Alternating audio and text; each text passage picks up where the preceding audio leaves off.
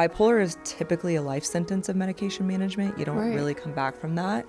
But I'm so grateful that through neurofeedback, I was able to re-regulate brainwave activity. I did a second brain map and the new results showed not one clinical pattern for bipolar. I feel like doing neurofeedback either before or during pregnancy is the best gift you will give your unborn child, hands down. Okay. Because what should every pregnant woman be doing?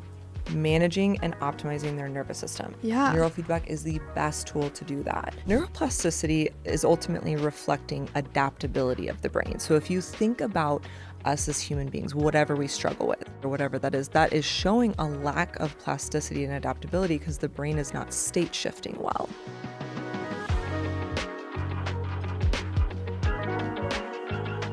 Hi guys, on today's episode we have Rachel Lambert. I loved having Rachel here. Honestly, we became fast friends and I really look forward to seeing her again in the future. Rachel educated me all about her company Brain Code Centers, and what they do is they do these really cool brain maps. So it's like a brain scan and you can actually see the different wavelengths in your brain and how they function. I was able to do one, and spoiler alert, I do have low-grade ADHD. But it was really cool to talk to her and find out how through a process of neurofeedback, I could actually train my brain to be able to focus deeper and longer. I learned so much from Rachel in this episode. I think you guys are really going to enjoy this one.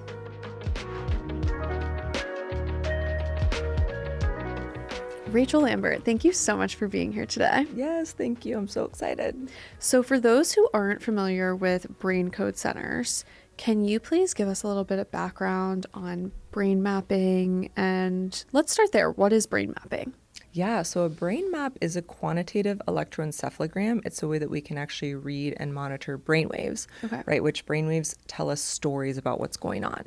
So if we were to map you right now, right, you wouldn't even have to tell me if there's something around being detail-oriented or having analysis paralysis or struggling with overthinking or ruminating. That can all be seen because our brain has these neurological patterns that have really been imprinted over the course of time. So all we're doing with the brain map is it's a baseline assessment tool for us to understand the patterns that the brain exhibits to help understand how the client is operating. So we're definitely focusing on things like anxiety, depression, trauma, ADHD is like a core, but you see so much about the person through that imaging. Okay.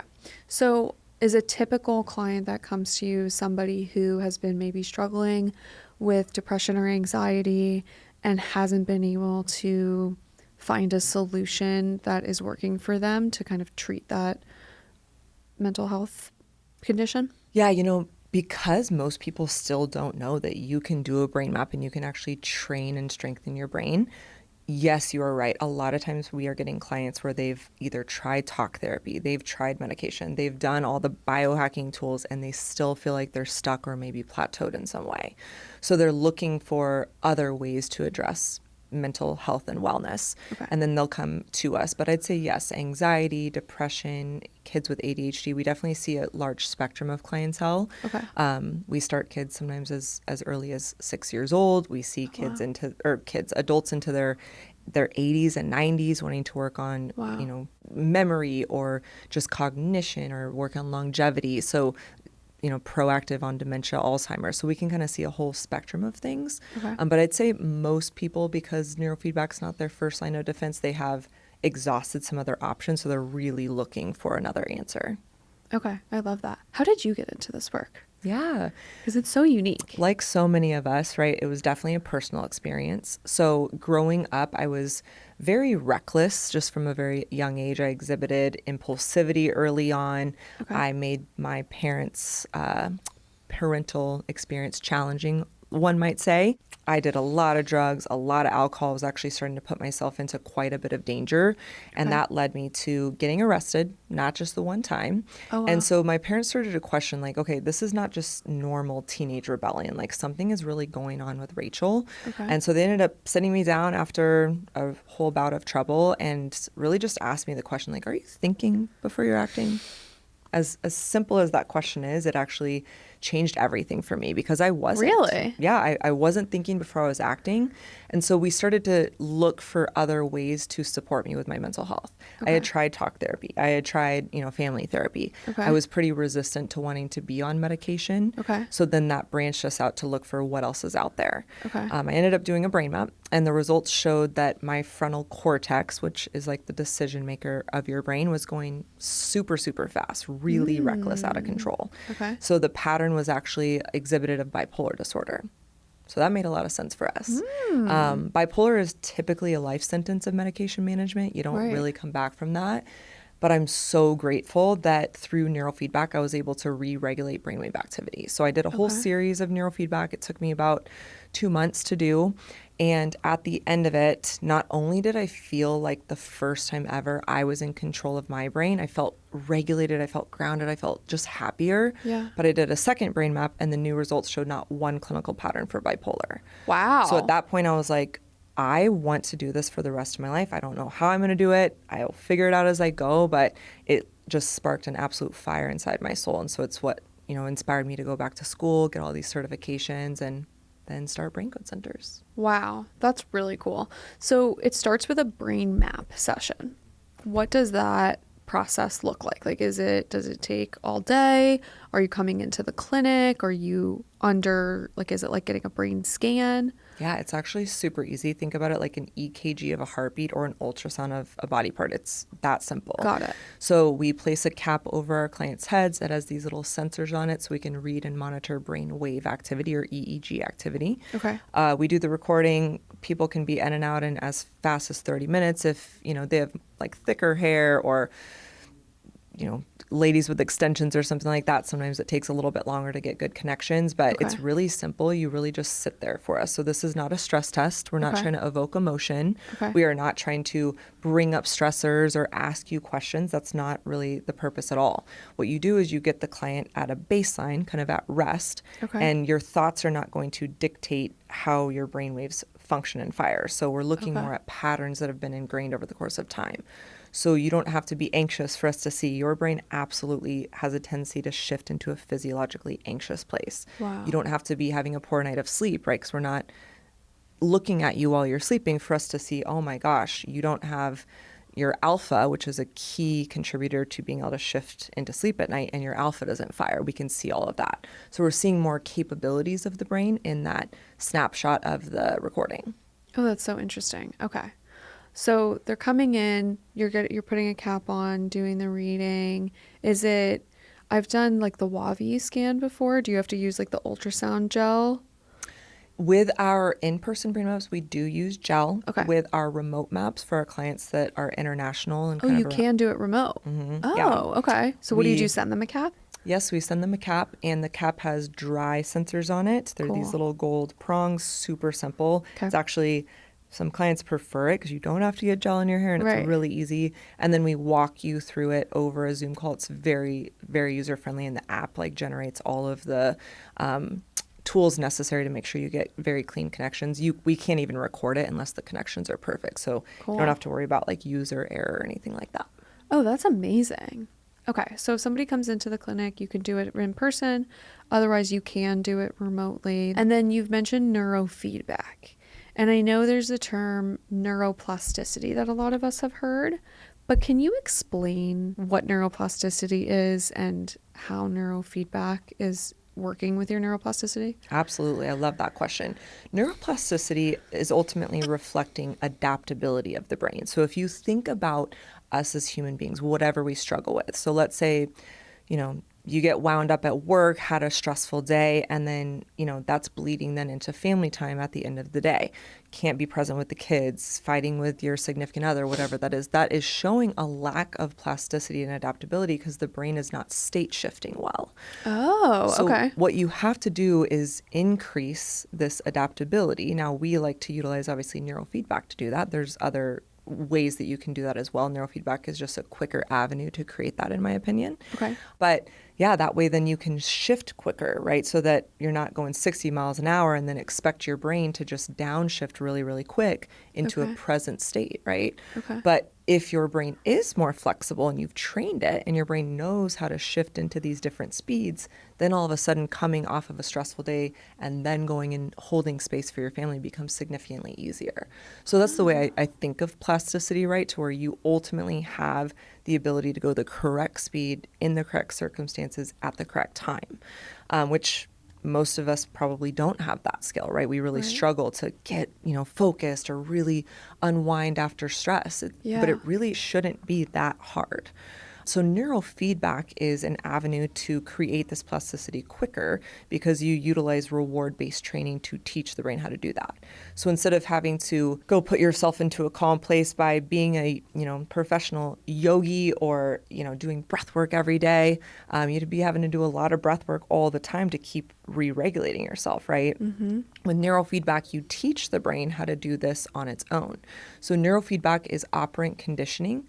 Think about it like you're learning anything, riding a bike, walking, talking, eating, driving a car, right? You're doing that through a process where you're creating a favorable outcome. Mm-hmm. So what happens is when our clients do the training, we have these little sensors on the head so we can read and monitor EEG waves. My clinical team has put individualized protocols on the back end. So let's say, for example, you want to work on motivation. You're crushing businesses. Always got to show up and perform. And so you're like, I really need some more motivation and some more energy. Okay. Well, maybe that's related to you having a little bit of low voltage beta. Beta is like that motivational drive when we drink a lot of coffee or have caffeine. It increases beta wave production temporarily. Mm-hmm. So let's say you wanted to increase beta more naturally, and you're producing like 5 microvolts on average organically. Well, let's say we want to get it up to 7. It's hard for the brain to get from 5 to 7 all by itself. So we're going to put a threshold that says you're only going to get rewarded if you produce 6 microvolts of this beta wave activity. Now, you're not consciously thinking, okay, hey, brain, produce 6 microvolts of beta. No. But what happens is you will be looking at your app, or you'll have a screen in front of you in the clinic, and we'll embed some sort of video and sound feedback. Okay. The video and the sound plays when your brain hits that 6 microvolts.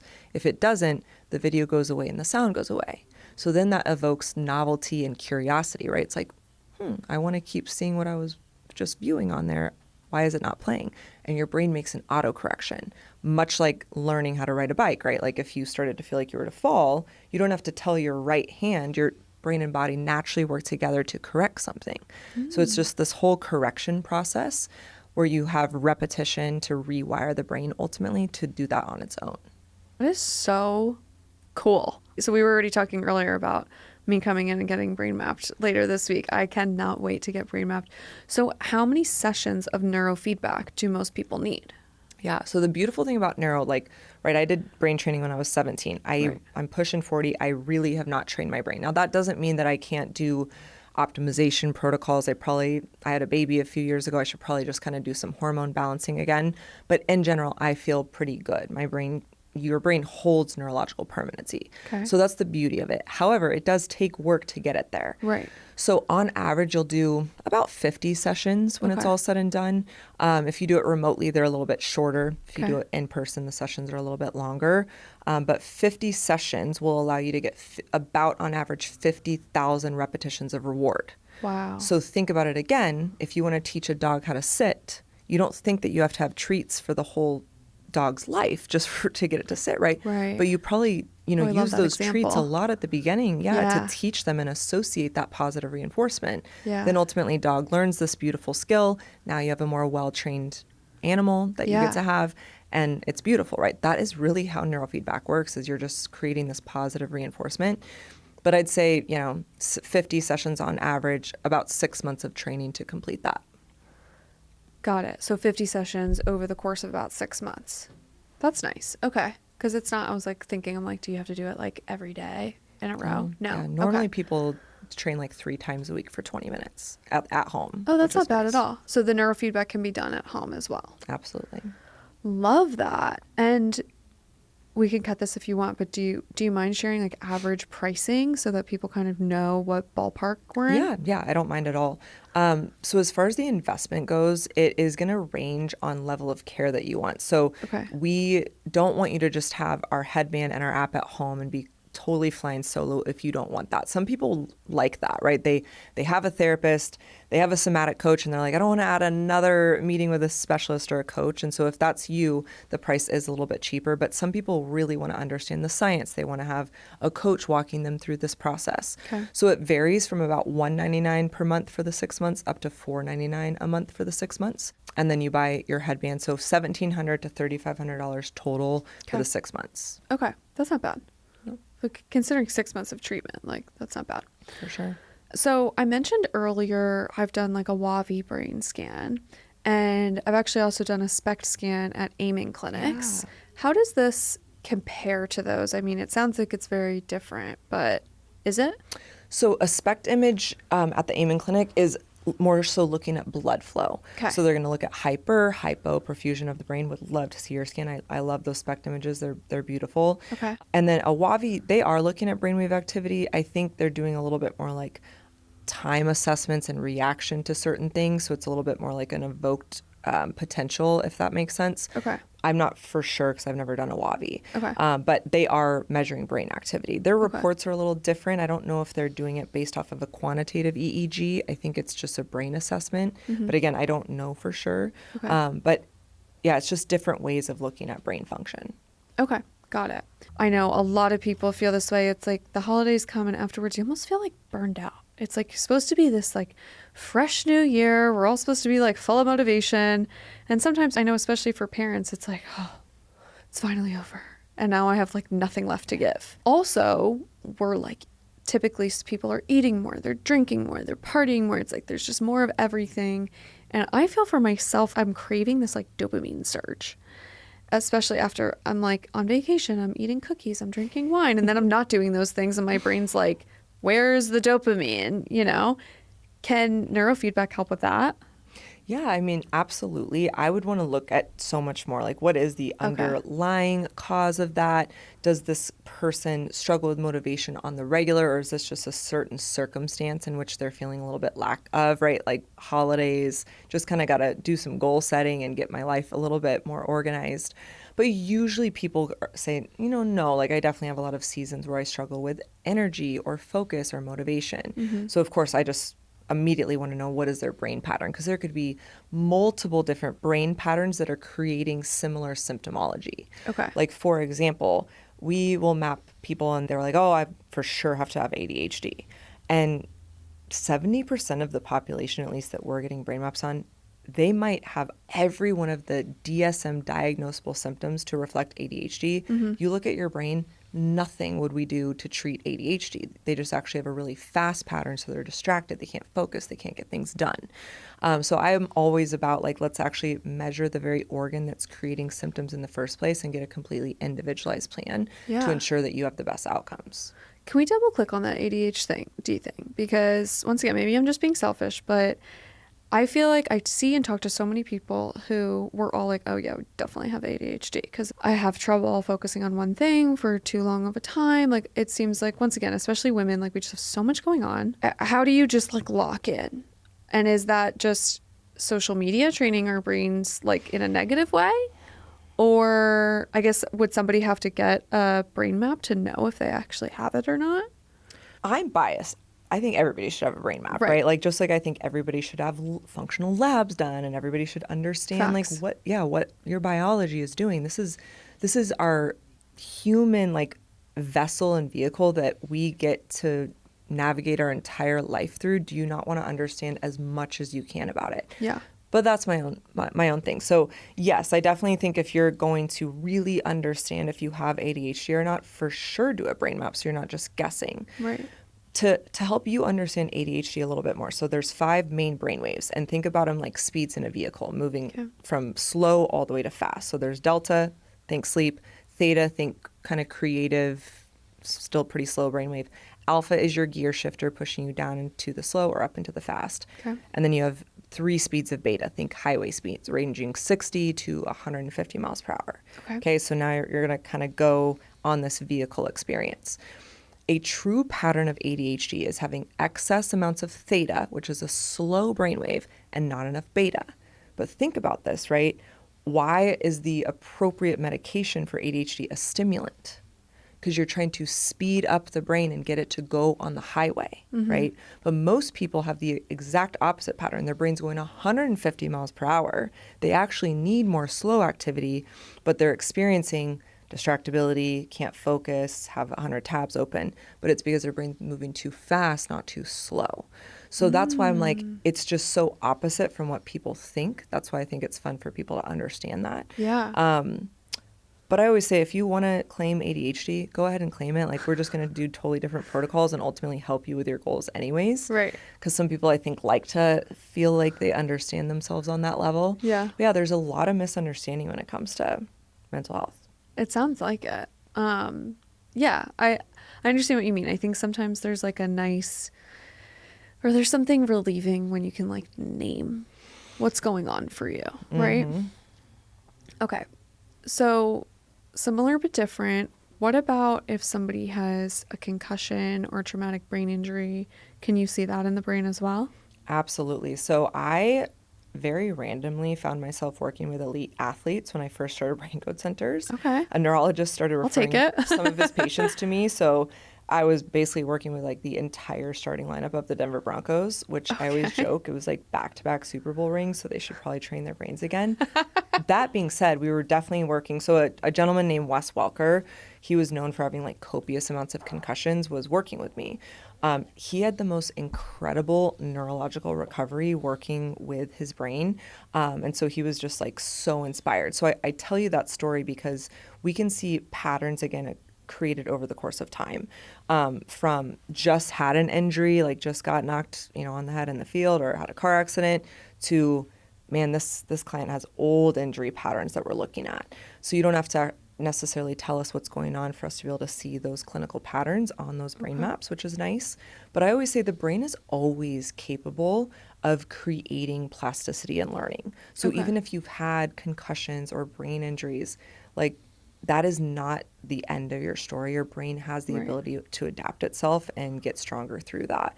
So we have clients all the time that are working on concussion symptoms or recovery, or they had something way older, and we'll see it on their map and they're like, oh, actually, yeah, I flew through the window when I was younger. I'm like, well, that could be part of the reason that we're not sleeping great to this day. So we got to kind of look at that, again, the brain for the answers. Yeah.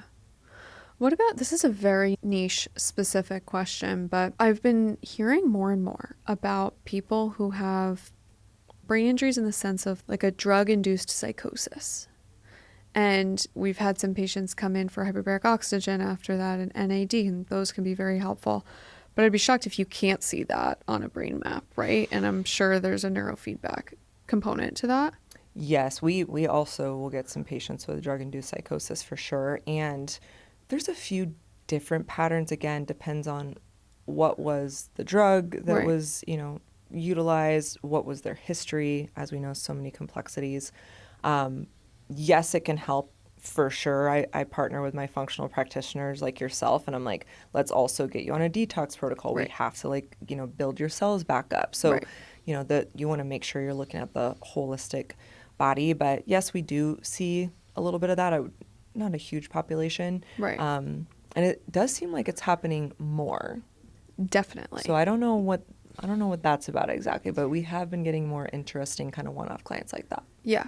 I'm sure there's a million components that play a part, but I mean, I'm sure it's like the red car syndrome that once you see it everywhere, but I've been aware of it for the last 5 or so years, and it feels like every year there's just more and more prevalence of it. I agree. Yeah. And it makes me nervous, transparently, about, like, I see so many. I was actually talking to Illy, who you know, Healthly, about the fact that there's so many mocktails on the market now that have THC in them. And we feel like there's a little bit of this misnomer that this is so much better for you than alcohol. It's like, obviously alcohol is bad, but that's something I love that Dr. Amen does a lot of publicity about. It's like, THC is not good for your brain. Like, it is not doing you any favors long term. So just leave that. We get a lot of parents usually that are, asking Yeah. us about their adult kids. Is it that harmful? And you don't even have to tell me that you smoke some weed. I can see it written all over your brain map. So marijuana Really? increases, yes, slow frontal alpha, which, by the way, you don't want slow alpha waves in your frontal lobe. It is going to impact cognition, long-term motivation, just decision making, which are all a lot of common symptoms that people have with long-term THC usage and stuff like that. So yeah, replacing your martini with these THC cocktails, again, I I have some nice wine here and there, and I'm not a Right. fan, like, I'm not afraid of a dirty martini, but like, if you are thinking utilizing THC on a regular basis is doing anything good for your brain, you are absolutely lying to yourself. Yeah, that makes a lot of sense. So I was going to ask that. So obviously with your personal journey, you got brain mapped, you did neurofeedback, you went from this pattern of, like you said, doing a lot of drugs, drinking a lot of alcohol, making poor decisions. Did that just all immediately come to a stop? And now, like you said, you haven't even done neurofeedback in a few years and you don't struggle with any of those things anymore? I actually love that question because a lot of times I don't tell like the full story. So what happened after I did the initial brain training, right? So 2 months, did it pretty intensively, right? So I kind of shortened the timeline because I was having to do it in the summer. Okay. And it was very interesting. So I somehow, by the grace of God, got into school. I wasn't even going to get to go to school if I didn't do this brain training, but got into school. And now I have all of these kind of ingrained mindsets and behaviors that I'm used to living in high school. And then I go off to college, but kind of with this new brain.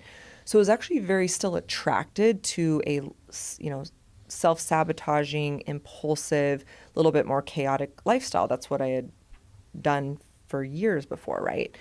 So there were a few times where I either found myself out partying or up late or maybe drinking too much, but it was so interesting. Unlike how I used to be before I did the neurofeedback, I just normalized that as, I don't feel good today or whatever.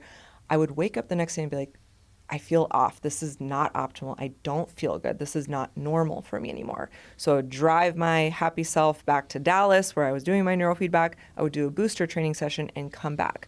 So the reason that I actually like to see my clients for a longer period of time is it allows new behaviors to catch up with brain's new ability. I didn't really have that period. So I was thankfully aware enough to like reset myself a few times. But I like to see clients through that behavior change from a therapeutic element as well. So you can create those two things, in symphony with one another. That makes a lot of sense. Okay, so it is good to, like, I'm sure you get some overachievers that are like, can I do 50 sessions in 50 days? Like, no, you'd actually prefer it be spread out. 100%. Okay, okay. I love that. What about dementia, Alzheimer's? If somebody knows maybe, oh, my grandparents, my parents dealt with these issues in their later years. Obviously on this podcast, we talk a lot about health span and longevity. And there's so much we can do for our bodies nowadays, but the brain is such a huge component of that. Do you see a lot of people with that concern?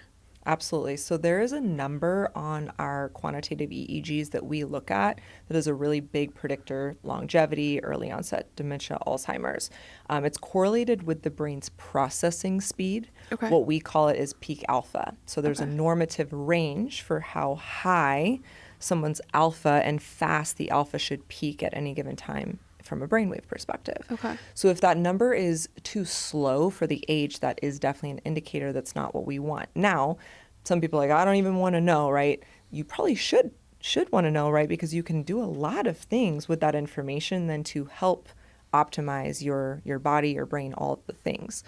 We have clients that'll just do a brain scan every couple of years if they do have a family member that maybe passed away from Alzheimer's or dementia, and we just track that number. Okay. But I always tell people, again, a huge predictor of longevity is going to be how adaptive you are. And if neurofeedback provides higher levels of adaptability, it should absolutely be a piece of the puzzle that you're focusing on for longevity. So, yes. Okay. And is there an ideal age for somebody to come to you if that's their concern? The brain is always neuroplastic. It is always willing to change. So even if you've been struggling for a long time, you're like, oh, this is just who I am. Like, it's not going to get better. My brain's too old and stubborn. First off, that is not the truth. But sometimes clients will bring their kids in and they'll ask that question, like, is he too young? Now, a kid sometimes is a great time to train. Let's say they're 7 years old or whatever, and they're struggling at school, like life is kind of hard, home is not doing super well because their behavior is a little bit chaotic. Of course, you would want to set them up for success. However, a kid's also going to go through a lot of other developmental stages. Hormones are going to change. Right. So you want to be aware of that if they're starting earlier. Right. There's not like a perfect time ever to train. I would say you definitely don't want to train too late, right? Because then, especially a kid or a teenager, like think of, for me, for example, if I had gone off to college, I truly think I would be dead or in jail if I had had the ability to go to college with the brain that I was with. It was horrible. Wow. So thankfully, my parents were able to address that at a teenage age, and then it set my foundation for the rest of my life. Wow. So sometimes when parents are questioning, is this, they'll grow out of it. Let's just send them up, let's just get them off to college and then, they'll get their lives together. Sometimes that's not the case. And if we could take care of things earlier, then all of a sudden the launching pad looks a lot different for somebody going into their 20s. Okay. So there's no perfect age to answer your question, but Okay. the brain's always neuroplastic. Yeah.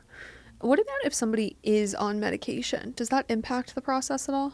So we can absolutely see every single medication impacting the brain. So there's medication effect. We know what every med does to the EEG. So we don't have to worry about like coming off meds to get a perfect read on an EEG. We can understand that. Probably 50 to 60% of our clients that start training their brain with us are on a pharmaceutical med. Okay. So what we do is partner with the client and understand what are their goals. Do you want to try to come off your medication? We do that successfully with a lot of people with their prescribing doc. Do you want to stay on your med because you're a little worried if you come off of it, and then just see if the neurofeedback can continue working on the symptom itself or the side effects? Most of our clients don't want to be on meds. Okay. Right, and we have this really cool image at our offices. It's this empty glass bottle. You can see through it, and people will come drop their prescription bottles in, like empty Wow. prescription bottles, black out their name. And it's the coolest visual representation of freedom, in my opinion. Yeah, I love that. I love it so much. And we've had so many clients just successfully get off, even long-term benzo usage Wow. by training their brain. Wow. So, and do you have a lot of addicts come to you? I know drugs and alcohol are part of your journey, but is that very common amongst your patients? So I don't love working with people that are currently using. Now, Okay. we do get clients, right? Their norm is they kick back a couple drinks before they go to bed because they have sleep issues.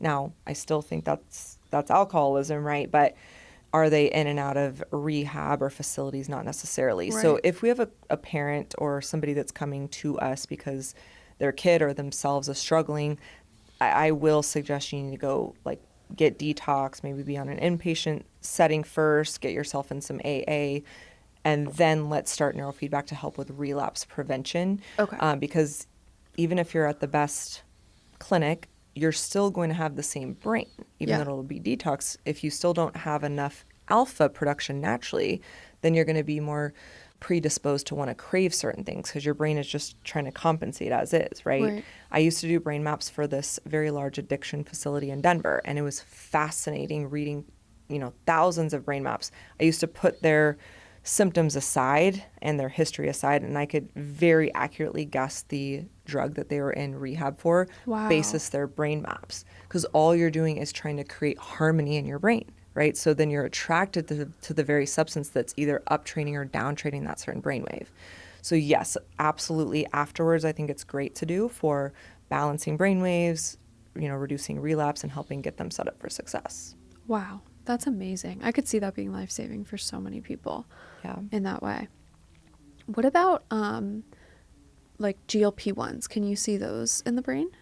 So we can see a lot of different patterns on a certain segment of our brain maps that are representative of hormone imbalances, histamine intolerances, mold toxicity, autoimmune disorders, oxidative stress, you name it. So if I see a pattern that I believe is going to be a roadblock to my success working with them clinically, we will absolutely make sure that they either are doing a detox protocol, they're working with someone like yourself to do hormone optimization and really get that under control before they start neurofeedback.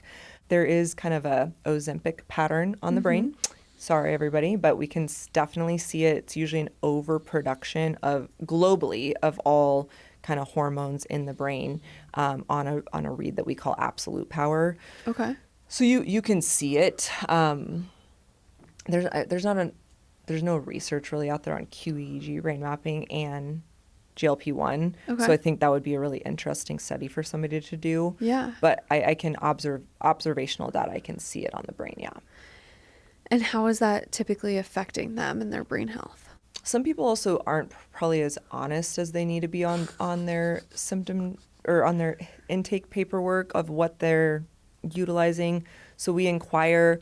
And, I feel like some people are more adaptive to different peptides. It's just interesting. Some people less so. Yes. Some people are really sensitive, right? Is their gut imbalanced? And so now the peptide's not doing super well with them.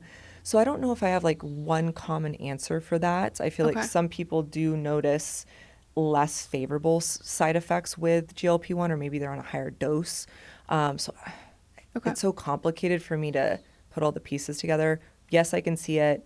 Everybody's a little bit different. Yeah. And usually there's also a pre-existing history of why they were, having side effects perhaps in the first place. And then some people do fine with it. Right. So. Right. Okay. I ask because I know it has impacted so many people with addictive patterns, in that it lowers like their desire for their, I know alcohol, like it's a big thing with alcohol. Even Oprah was just talking about the fact that she didn't even realize she was really over drinking before she was on a GLP-1, and now she like doesn't even care for it. Yeah. Which is cool. So I figured like there's got to be something going on that you can see.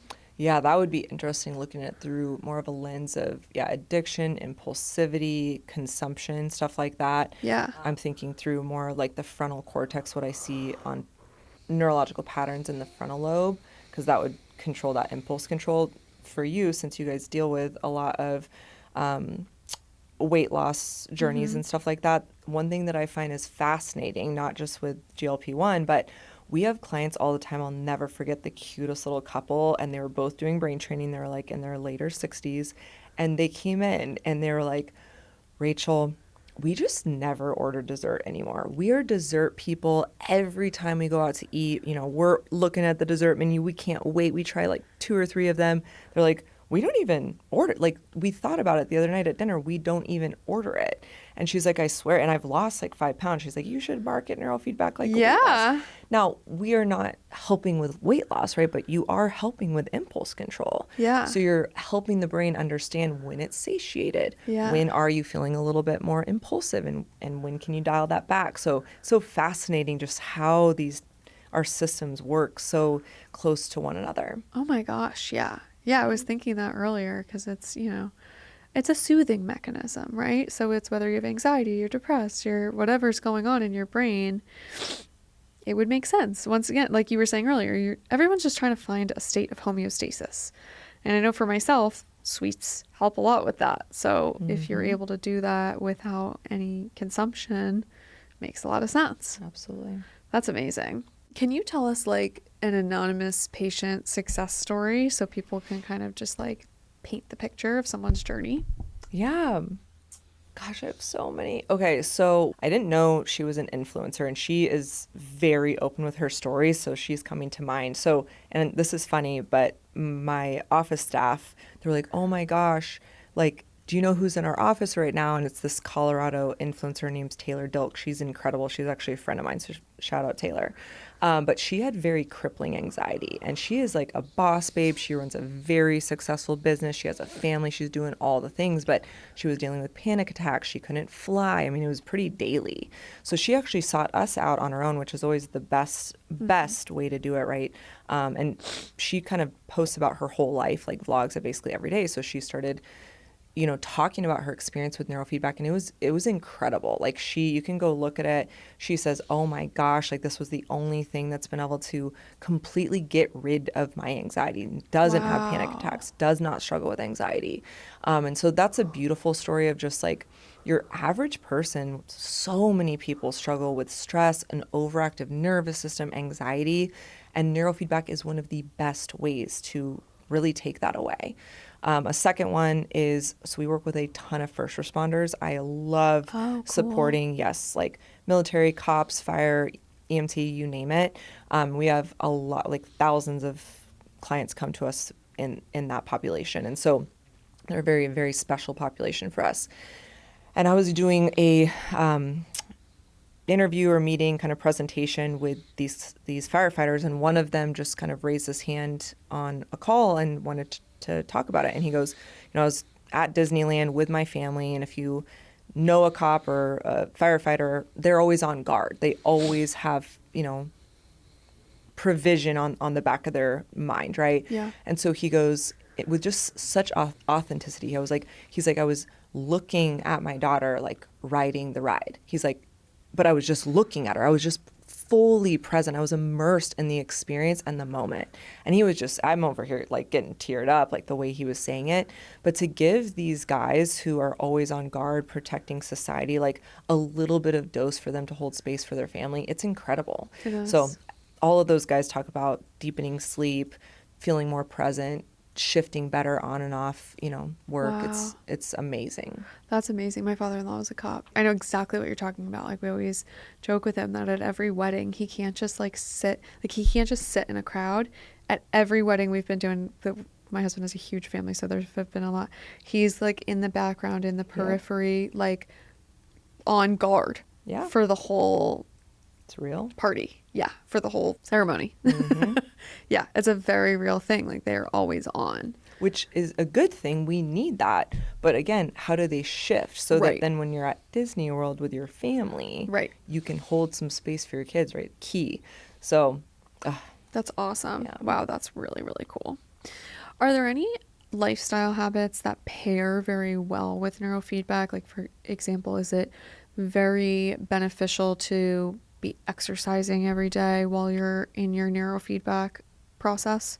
I mean, listen, I am a big believer in like, let's get down the basics first, right? The foundation of health, as I think so many of us in the wellness space absolutely preach about. Right. Whole foods, getting your steps in, getting daily sunlight, not doom scrolling. So like, please be getting those dialed in addition to doing neurofeedback, because neurofeedback's not going to change your life. You're going to change your life. And that also means transformation in your choices, transformation in your mindset.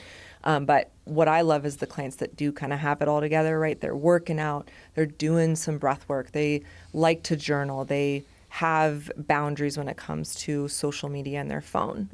Great. Now we can really get to why you're feeling stuck or maybe plateaued with your own mental health. But yes, like absolutely working out is critical. Being extra intentional about what you're fueling with your system, getting rid of dyes, eating whole foods, not partaking in Diet Cokes and alcohol as much during your training, because your brain will learn a lot quicker if it's not having to like rebound whatever decisions you made last night. Right. So yes, of course, prioritize that in life in general, but especially when you're investing in your brain for those 6 months, those are things that can help. Yeah, that makes a lot of sense. Are there any misconceptions about brain health that you would like to myth bust? Yeah. First myth bust. We are not putting any electricity into the brain ever. Okay. This is not shockwave therapy. There's never anything going into the brain. Okay. So there's these little sensors that are on the headbands that we have, but nothing's happening with those sensors. They are just there so we can read and monitor those EEG patterns. Okay. Probably the first myth. Second myth is like, does it hurt? Nope, can't feel it. Like there's just little sensors that are on your head. Again, like if you were measuring your heartbeat, you can't feel anything. Right. We are not changing personalities. So we work with some of like the top 1% like business owners in the world. And one of their biggest fears is, well, I kind of need that stress. It's like what allows me to get everything done. Great. But that stress is not going to serve you if you're like trying to shut down at night and unwind for a good night of sleep. So again, it's just about, can you go 60 miles an hour and can you go 30 miles an hour? Right. That's really all we're doing. So there's no personality changes. If anything, we're going to strengthen and highlight your God-given strengths. Okay. Gosh, what else? You don't have to be off medication. That's a big myth that like you can't be a candidate unless that's happening. Can you be pregnant or breastfeeding? Oh my gosh, yes. I feel like doing neurofeedback either before or during pregnancy is the best gift you will give your unborn child, hands down. Okay. Because what should every pregnant woman be doing? managing and optimizing their nervous system. Yeah. Neurofeedback is the best tool to do that. Okay. So I love working with our pregnant mamas. I did a few sessions too during just kind of some stressful seasons, just like some booster sessions when I was pregnant. And then even afterwards too, like this is what I want to do is just do a little bit of hormone balancing. Neurofeedback's great for that after baby. Also, if you have a couple kiddos and maybe you struggle with postpartum depression, train your brain now, get it strong now so that when baby comes, you don't struggle with that. Yeah. And that has been another amazing testimony of women that they're on their third baby. They're so worried about their postpartum anxiety or depression. Nothing when they've done their brain training. Wow. Okay. I didn't need an extra nail in the coffin, but that was it for me because I'm trying to get pregnant and everyone's like, just don't stress about it. Just don't worry about it. Just don't, like, the more you worry about it, the less likely it is to happen. And it's like, okay, that makes me, like, I'm not somebody who typically struggles with anxiety, but like everyone telling me to just calm down and not stress is like stressing me out. For sure. Yeah, just relax. Okay. Yeah. Thank like, you. I'm like a pretty relaxed person, but as soon as you tell me to relax, I'm like, that stressed me out more than anything. Yeah. Okay. And if someone could do just one thing to support their brain health today, what would you recommend? I think that our 2 lungs are one of our human superpowers that we do not even pull out of our toolbox as often as we should. The power of breath work can literally change everything. And so I am a believer that, if neurofeedback is just not something that you can focus on right now, or, getting into the gym every day is going to be tough. Like, everybody can breathe at any time. Whether you're on a call, you can take some deep breaths. If you're on an Uber on your way to do a podcast, you sure as heck can do some deep breaths. So really being intentional about different ways to breathe. My favorite is box breathing. So I don't know if you know about that one, but you breathe in for 4, hold for 4, exhale for 4, hold for 4. Talk about a way to quickly disrupt stress signals in your brain. You do like 2 to 3 minutes of box breathing, you are going to feel so much more dialed. So if that would be one thing that people would just start to do, is do some diaphragmatic breath work. Like, if you're feeling stressed, that is a really great way to teach your brain to state shift. Yep. But you got to do it. So you got to put in those 3 to 5 minutes of doing some breath work. I love that. I do box breathing on my way home a lot of the time. Like when I'm trying to clear my mind from work, like shift gears kind of thing. And it helps so much. Yeah, absolutely. Okay, before we wrap, I have a couple of rapid fire questions for you. Well, you kind of just answered this. One daily habit that protects your brain. Breath work, but like waking up, getting sunlight sets your circadian rhythm. So critical for the rest of the day. Helps make sure the melatonin production is going to work correctly. Get that sunlight. So maybe you're a good person to ask this. What if you wake up before the sun is up? Ooh, that is a good question.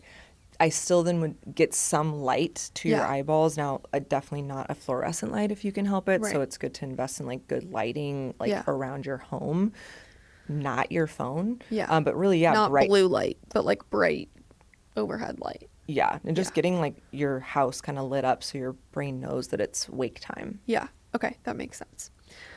Most overlooked factor in brain health. Hydration and water quality is like very critical, right? We have to be ensuring that we have a well hydrated brain. It impacts everything, but that also takes another level to making sure that the water quality that you're ingesting all the time is good quality. So water bottles, if that's all you're getting your water sourcing from, not the best. It's going to be higher levels of, plastic particles and stuff, which we can see on brain maps. So ensuring you're just really smart about doing your research on water filtration systems and such. You can see plastic particles in brain maps? Like toxic load. So higher levels of toxic load, particles and stuff like that, yes.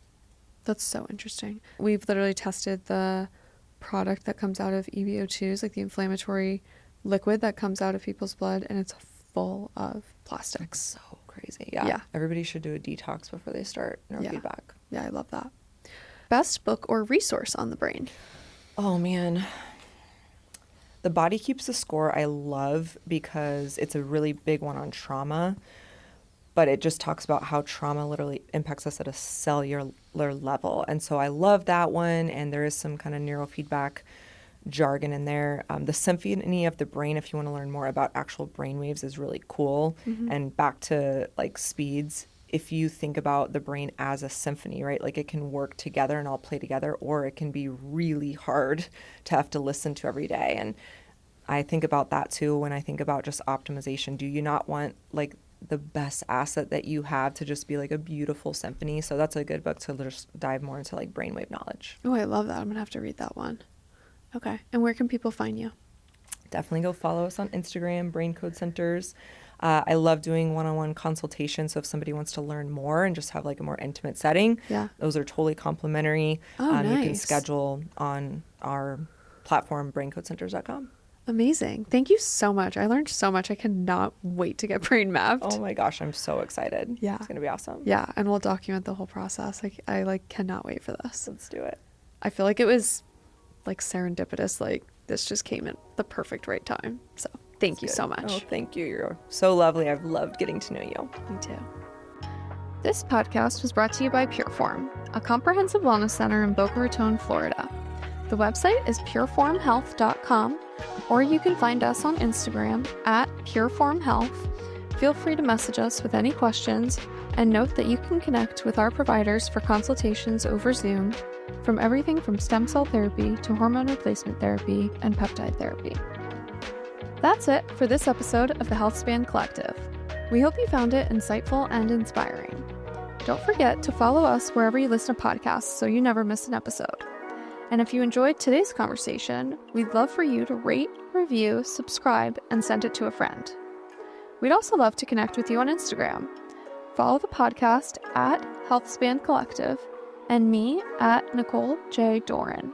And leave us a comment on our latest post, letting us know what you'd like us to cover next.